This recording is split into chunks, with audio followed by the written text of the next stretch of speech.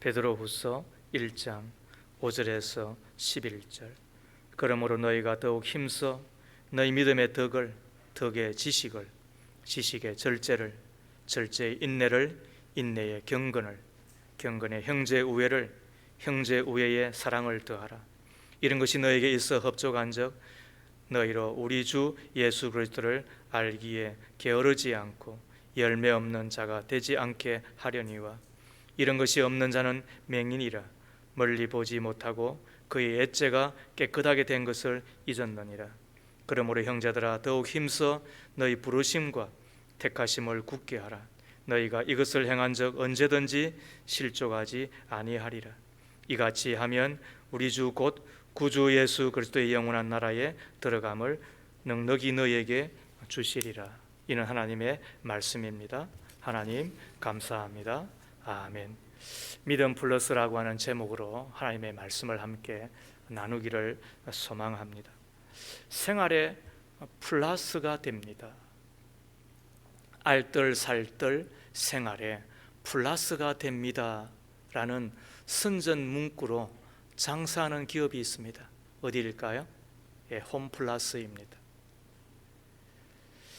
이 홈이라고 하는 단어와 이 플러스라고 하는 단어가 합쳐진 기업이잖아요. 홈은 가정이고 또 플러스는 더하기라고 하는 말인데 가정에 플러스가 됩니다. 뜻도 되지만은 그러나 또 한편으로는 가정에 필요한 것 더해 줍니다. 이런 말도 될 것입니다.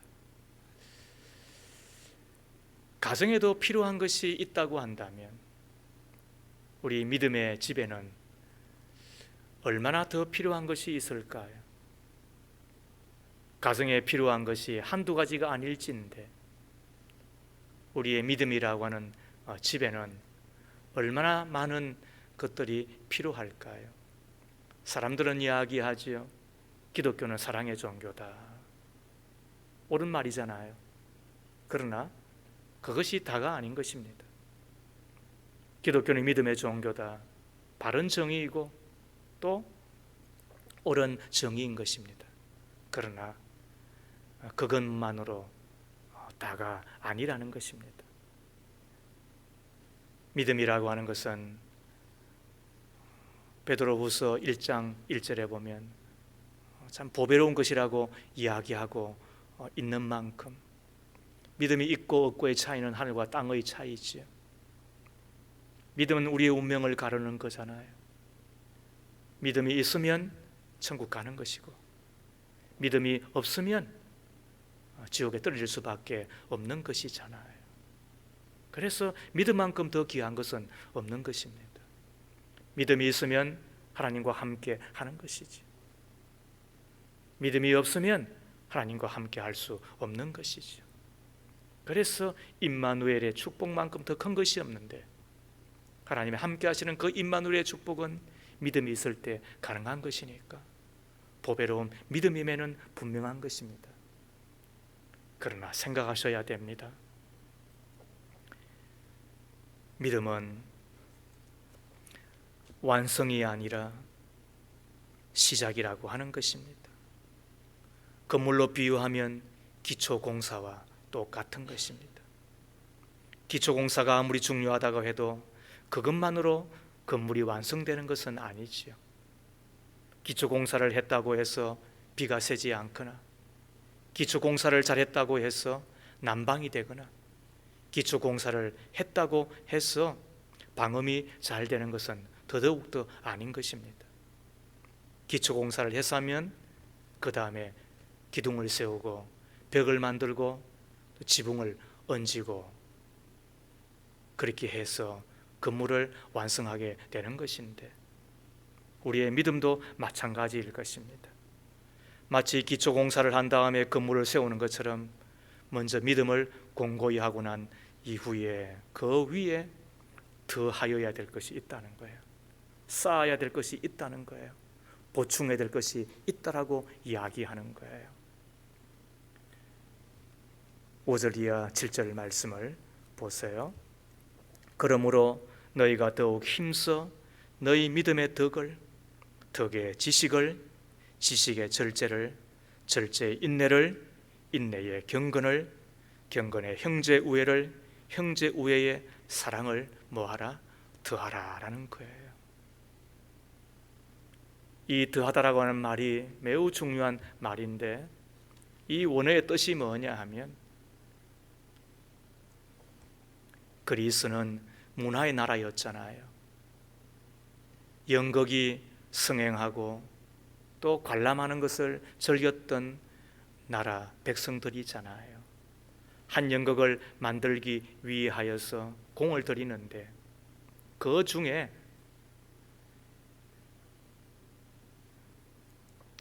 약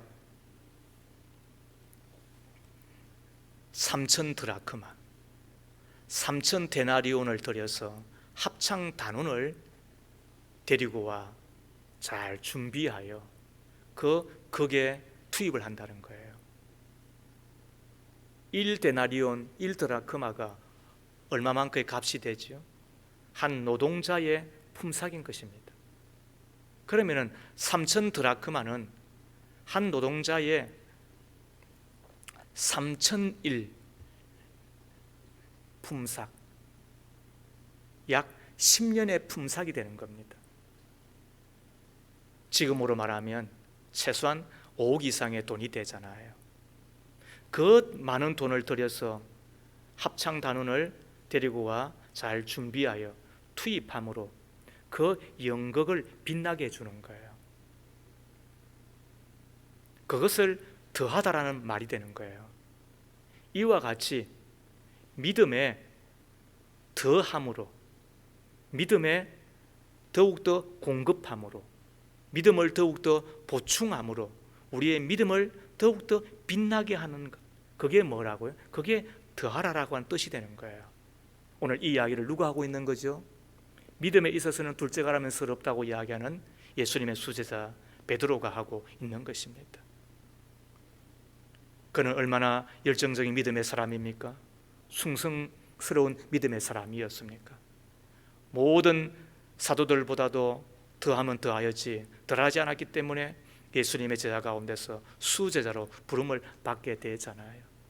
예수님의 부활 성천 이후에 한 30년쯤 지났을 때에 뒤돌아보며 생각하게 되는 거예요.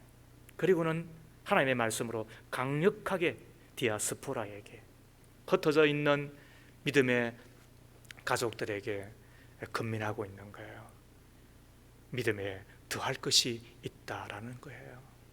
믿음에 보충할 것이 있다라고 이야기하고 있는 거예요. 믿음에 플러스 해야 될 것이 있다라고 이야기하고 있는 거예요. 오늘은 그 중에 3가지를 배우고 다음 주에 4가지를 함께 나누도록 하겠습니다. 그 중에 첫 번째, 믿음에 덕을 더해야 합니다. 다시 5절 말씀을 보세요.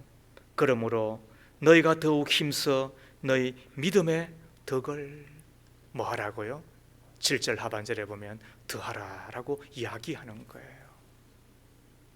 믿음에 뭘 더하라고요? 덕을.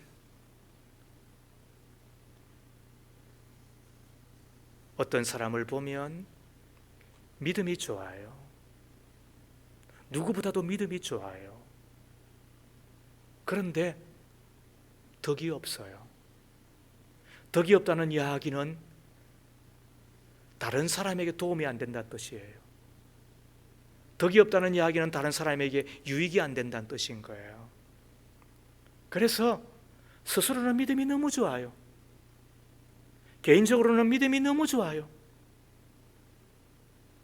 믿음의 진정한 대장부로 사시는 분이에요.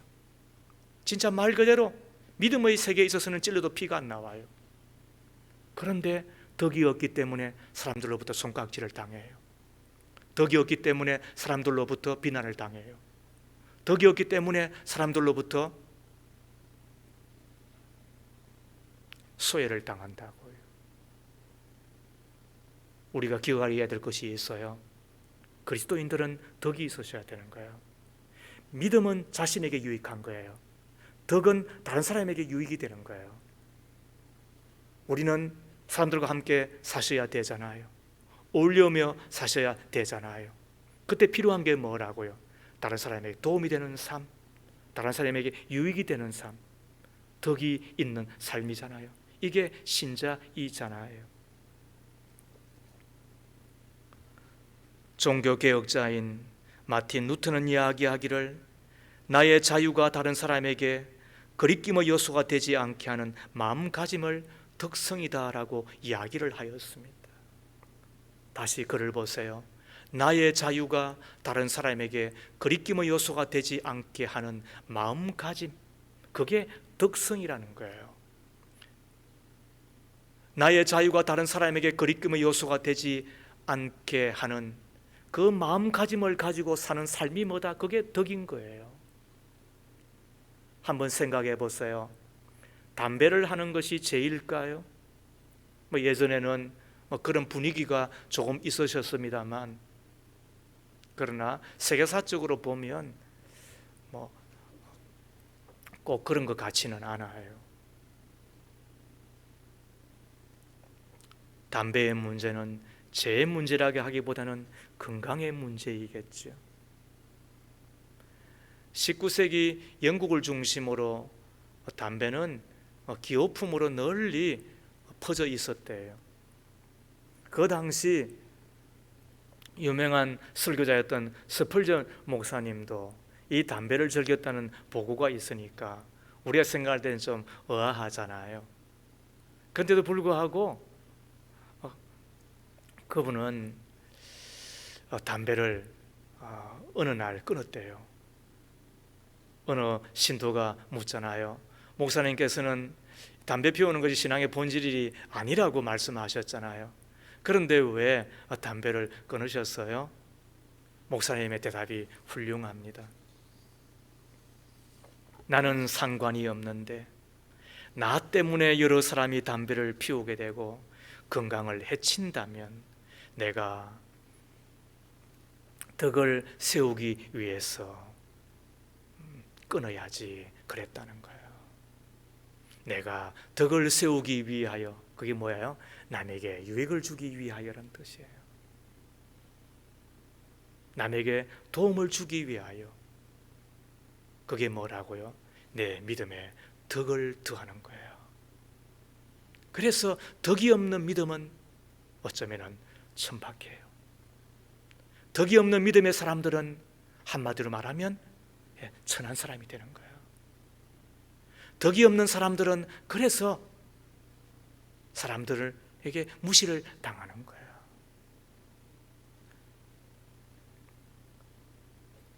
우리나라 최초 선교사로 오셨던 언더우드도 애연가였대요.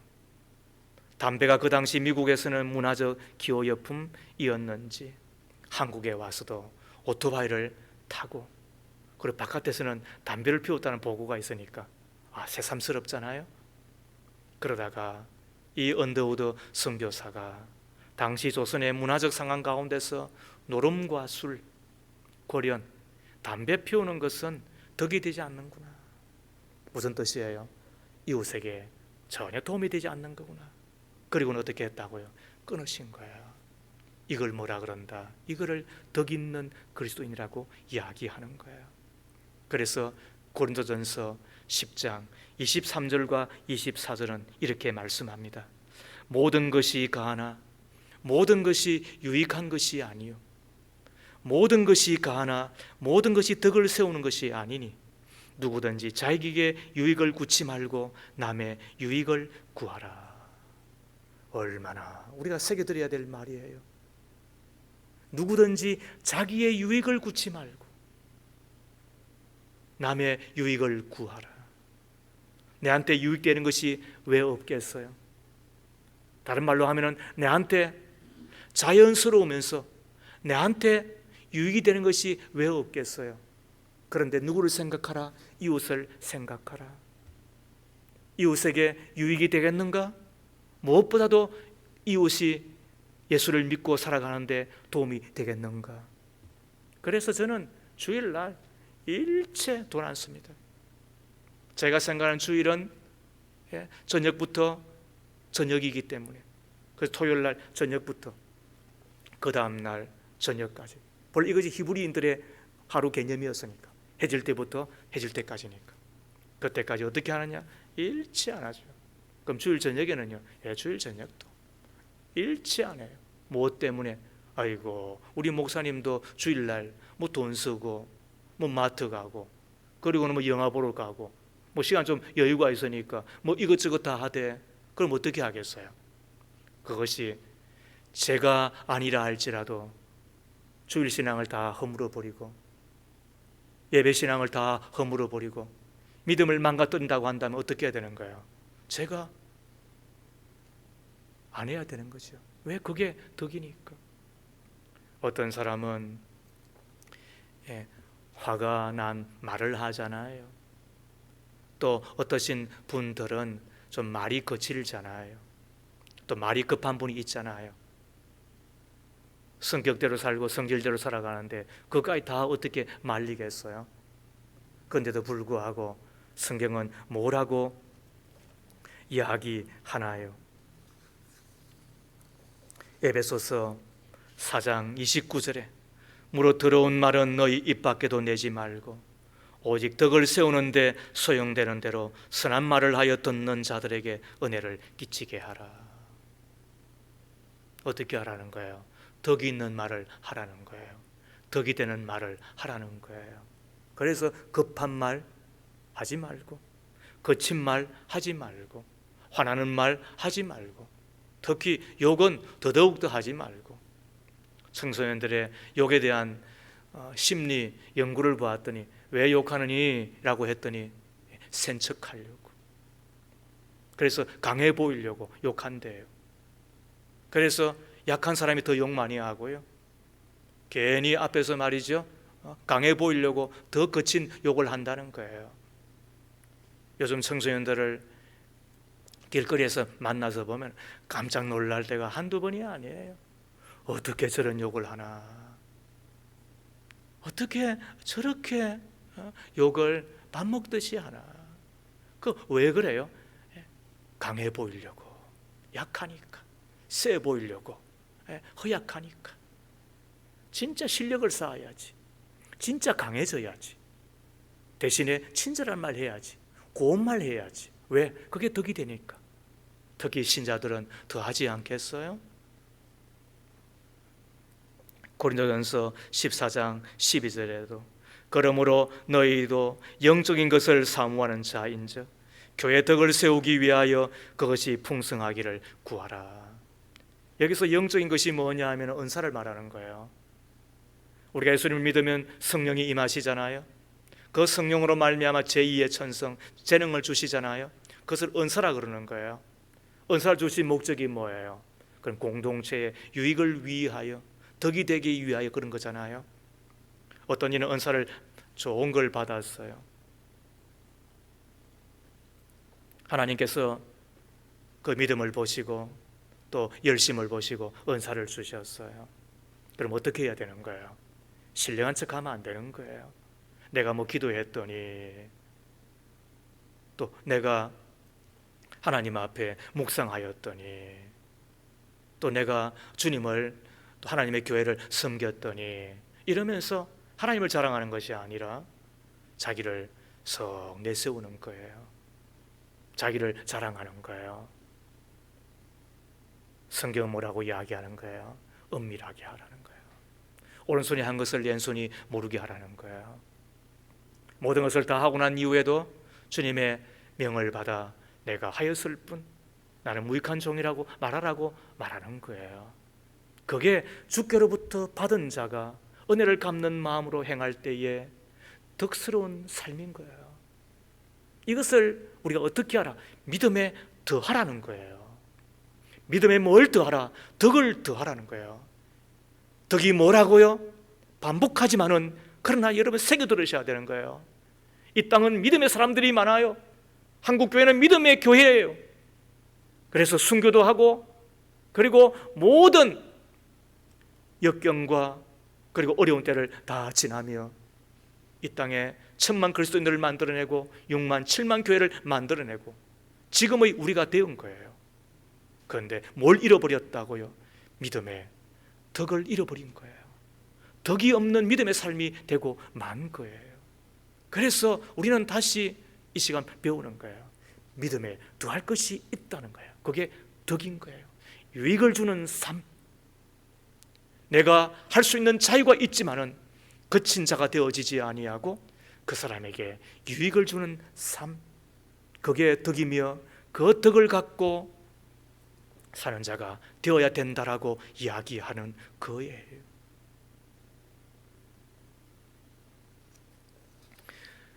두 번째로 더하여야 될 것이 있습니다. 그것이 뭐냐면 지식을 더하여야 됩니다. 그런데 어디에 지식을 더하여야 되느냐? 덕에 지식을 더하여야 됩니다. 그러나 살펴보면 믿음의 지식을 더한다는 말도 됩니다. 덕은 지식이 있을 때 선명해지기 때문에 그렇습니다. 사람들은 아는 것에 따라서 행동하잖아요. 아는 사람은 유식하게 행동하고 고상하게 행동해요. 모르는 사람은 무식하게 행동하고 무리하게 행동해요. 왜? 아는 것이 그렇게 만드는 거예요. 그래서 지식을 더하셔야 돼요. 특히 지식을 더할 때에 내가 품어야 될 덕이 무언가, 내 믿음에 덕이 있어야 된다고 이야기하는데 어떤 것이 사람에게 유익을 주는 것인가, 어떤 사람에게 도움을 주는 것인가, 이웃에게 덕이 되는가, 그것이 선명해진다고요. 그런 의미에서 이 지식은 모세가 몇 세까지 살았는지, 또 어느 산에서 죽었는지, 12제자 이름이 무엇인지, 심지어 예수님의 가상 7연이 무엇인지 그것을 의미하지는 않아요. 그것까지도 알면은 좋겠지만 여기서 지식이라고 하는 것은 영적 통찰력을 의미합니다.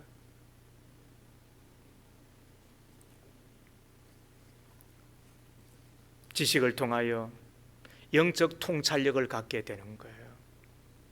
그래서 우리가 알아야 될 지식은 크게 두 가지 혹은 세 가지예요. 그 중에 하나는 하나님이 누구신가를 아는 거예요. 그때 하나님의 은혜가, 하나님의 사랑이 어떠한 것인지를 우리가 깊이 감격하게 되는 거예요. 그 은혜에 감격하고 하나님의 그 사랑에 감전되어서 살게 되는 거예요. 필요한 게 뭐라고요? 그게 하나님을 아는 지식인 거예요. 그 다음에 더 나아가서 하나님께서 싫어하는 것이 무엇인지, 하나님이 좋아하시는 것이 무엇인지 그 지식을 또 아는 거예요. 그래서 베드로 사도는 그의 서신서 제일 마지막 장, 제일 마지막 절, 베드로후서 3장 18절에 보면 오직 우리 주 곧 구주 예수 그리스도의 은혜와 그를 아는 지식에서 자라가라. 영광이 이제와 영원한 날까지 그에게 있을지어다. 오늘 이 베드로후서의 마지막 장 마지막 절에 있는 거예요. 한번 봐봐요. 자라가라. 이 이야기는 더하라는 뜻이잖아요. 구주 예수 그리스도의 은혜와 그를 아는 지식, 더하라는 거예요. 어디에? 우리의 믿음에 말이에요. 왜 그래요? 우리의 덕이 선명해지기 때문에 그런 거예요. 그리하여야만 우리의 믿음 생활에 덕 있는 삶을 살게 되고, 그리고 더 깊고 더 넓고 더 높고, 그래서 사람들이 감동하고 사람들이 칭찬하고 너가 믿는 하나님이 그렇게도 좋은 분이냐, 그런 향기가 나는 삶을 살아가게 되는데, 그것을 위해서 필요한 게 뭐라고요? 그게 지식인 거예요. 영적 통찰력인 거예요. 생각해 보세요. 하나님께서 나를 왜 자녀 삼아 주셨냐라고 하는 그 지식, 그 영적 통찰력에 내가 온전히 들어갈 때에 탁월한 사람이 되는 것 아니겠어요? 왜 나를 목사로 불렀나? 그 영적 통찰력이 있을 때에 나를 왜 장로로 부르셨나? 왜 나를 권사로 안수집사로 부르셨나?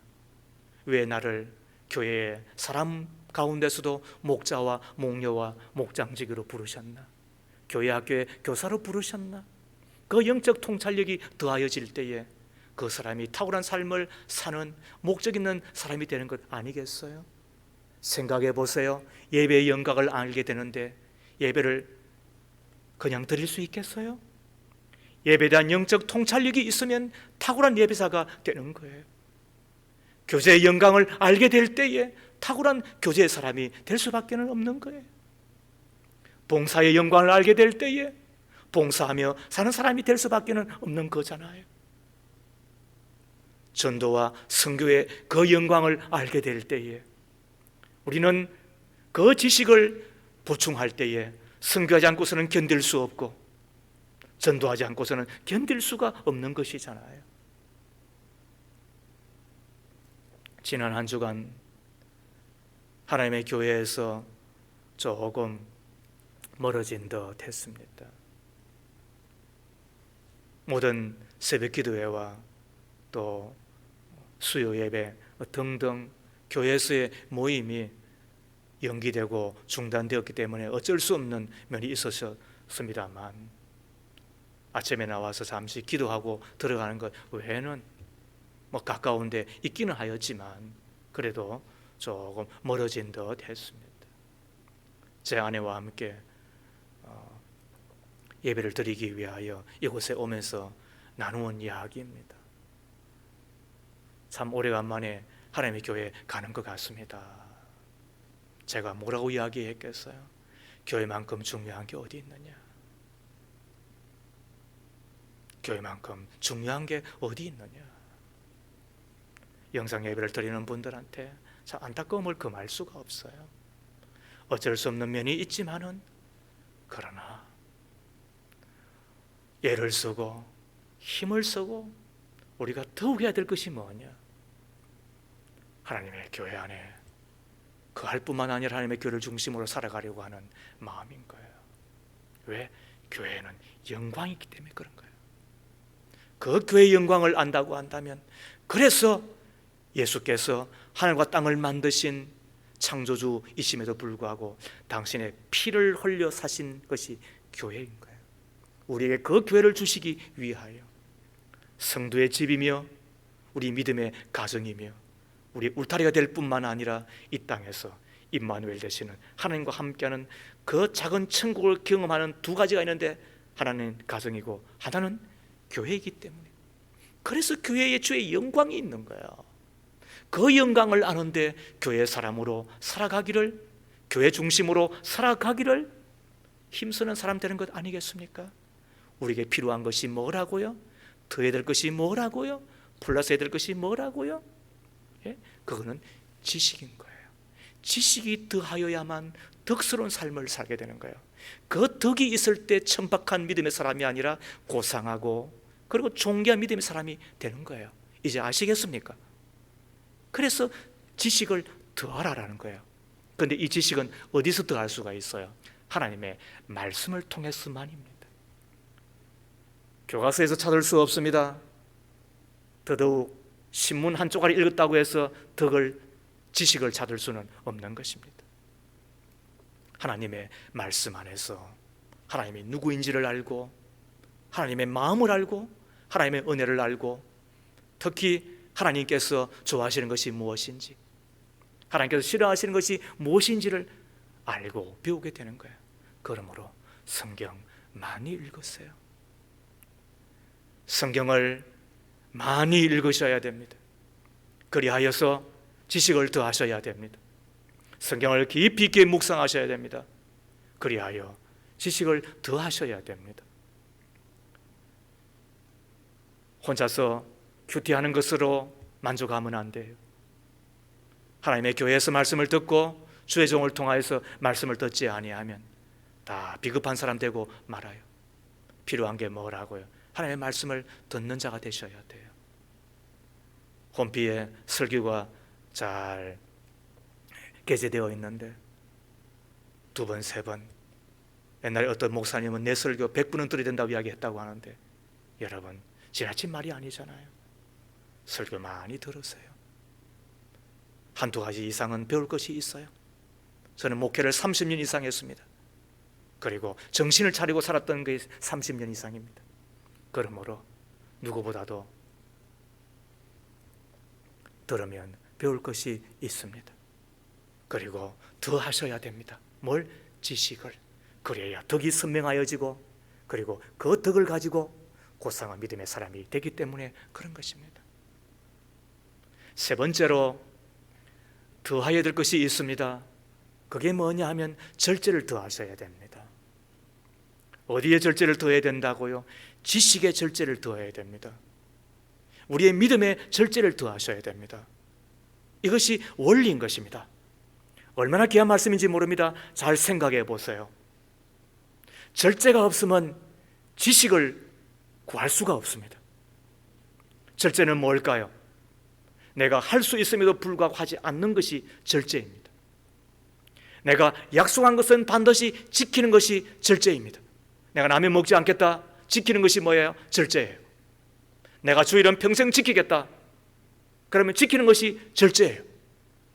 내가 새벽 기도에 새벽을 내가 주님과 함께 사는 것을 내가 지키겠다, 약속했다, 그럼 어떻게 한다고요? 그 전날 갑자기 친구가 와서 오늘 저녁에 좀 만나면 좋겠는데, 코로나19 때문에 안 만나는 것이 아니라 내가 선약이 있어서 오늘 저녁은 힘들겠는데, 그 선약이 뭐예요?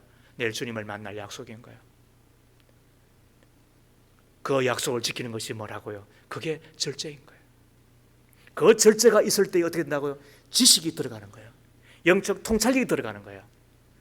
텔레비전 보는 것을 절제하지 못하는데 어떻게 여러분 책을 읽겠습니까? 스마트폰을 절제하지 못하는데, 게임을 절제하지 못하는데 어떻게 지식을 얻겠습니까? 친구 만나는 것을 절제하지 못하는데 어떻게 내가 주님과 함께 하겠습니까?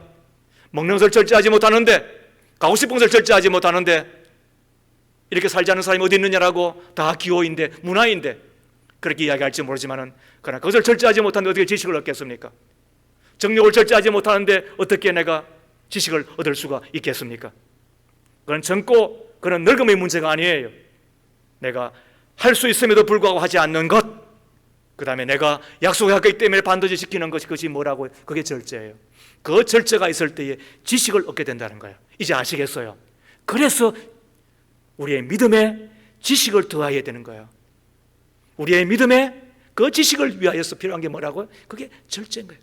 그래서 절제를 더하라라고 베드로는 하늘의 메시지를 우리 가운데 전해주고 있는 거예요. 어떤 데를 만나보면 말의 절제를 못해요. 아, 피곤하다, 아, 바쁘다, 쟤만큼 바쁘고 쟤만큼 피곤할까 싶은데 아무도 그런 이야기예요. 그런데 그 말의 절제를 하지 못하기 때문에 그는 그냥 그 말에 휘둘려서 지식을 얻고, 그리고 영적 통찰력을 얻는데 실패하고 말아요. 우리는 성품과 습관, 언어와 생활 등등 참으로 많은 부분에서 참고 절제하셔야 됩니다. 본능이라고 해도 먹고 싶은 거 다 먹고, 자고 싶은 거 다 자고, 하고 싶은 거 다 하고서 경기에서 절대로 승리자가 될 수 없잖아요. 삼손은 큰 용사였지만 자기를 다스리지 못하고 절제하지 못해서 결국 패배자가 되고 맙니다. 가룟 유다가 실패하게 된 이유는 욕심을 다스리지 못하여 절제하지 못하였기 때문입니다. 초대교회의 아나니아와 삽비라 부부 역시 돈이 없어서 망한 것이 아닙니다. 그런 탐욕을 절제하지 못하여서 실패하고 부끄러운 자의 이름이 되고 만 것입니다. 지식을 얻으려면, 영적 통찰력을 얻으려면 모든 일에 절제하셔야 됩니다.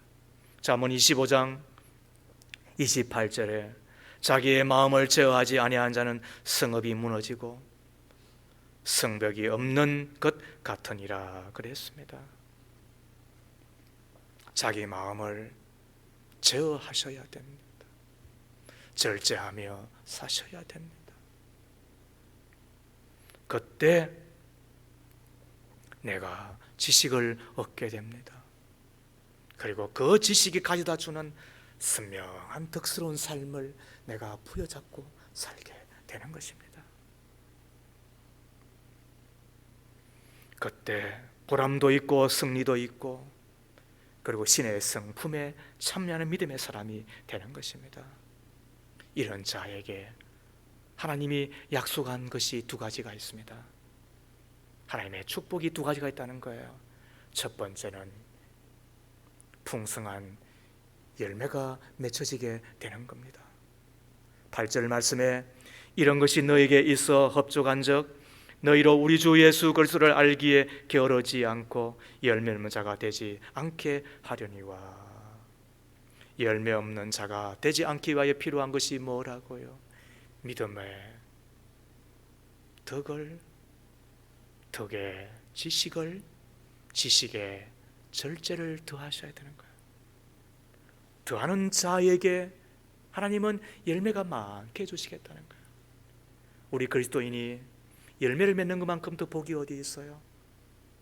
성품의 열매, 우리 예수님을 닮아가는 것만큼 더 복된 것이 어디 있어요? 어떻게 너를 보면 예수를 만난 듯하냐? 어떻게 너를 보면 그렇게 좋은 예수가 눈에 보이냐? 이것만큼 더 복스러운 것이 어디 있어요? 너는 교회를 다니니? 이런 이야기를 듣는 만큼 더 창피하고 부끄러운 것이 어디 있어요? 어떻게 너를 보면 어떻게 예수가 생각이 나니? 그게 뭐예요? 그게 성품의 열매예요. 그래서 평생 추구하는 것이 뭐예요? 예수님의 성품의 열매예요. 사랑과 희락과 화평과 오래 참음과 자비와 양성과 충성과 온유의 그 성령의 열매, 그게 성품의 열매, 그게 예수의 열매잖아요. 그게 더하는 자에게 주시는 복인 거예요. 기도 응답의 열매도 있기를 축복합니다. 기도 응답에 처음이 있을 때의 믿음은 결코 약해지지 않습니다.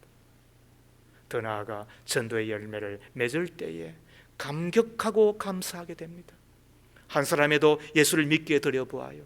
내 가족 가운데 희생을 치르는 기도를 통하여서 내 가족이 예수 믿을 때에 우리는 이것이 진짜 예수의 은혜구나, 나 같은 죄인도 살려주신 예수님의 은혜와 하나님의 사랑이구나, 그걸 전도 열매를 맺으면서 알게 되는 거예요. 성경 열매를 맺을 때에 우리가 지난주에 우리 박성규 사님이 설교했던 것처럼 그때 마음이 뜨거워지는 거야. 그 선교에 동참하기 위하여 힘에 전하도록 우리 가운데 헌금하시는 분이 있잖아요. 그런 분들은 선교사를 만나면 얼마나 마음이 뜨거워지는지 몰라요. 배니까 적은 것이나마 그 안에 많이 들었겠지만은 봉투를 만들어서 선교사님 식사 함께 하세요, 이렇게 전해 주는 것을 보면서 얼마나 고맙던지 속으로 잘한다, 그래, 그것이 선교의 열매를 맺는 함께하는 보내는 선교사의 마음이지. 그때 어떻게 된다고요? 그 열매를 가지고 주님 앞에 서는 거예요. 그래서 더하는 자에게 주시는 두 번째 축복이 뭐냐? 그거는 크게 환영받는 사람이 되는 거예요. 11절 말씀을 보세요. 크게 여러분들 마음으로 읽었어요. 이같이 하면 우리 주 곧 구주 예수 그리스도의 영원한 나라에 들어감을 넉넉히 너에게 주시리라. 이 말씀을 오해하면 안 돼요. 열매를 작게 맺으면 천당에 가지 못하고 많이 맺으면 천당에 들어가는 것이구나, 그런 말이 아니에요. 여기서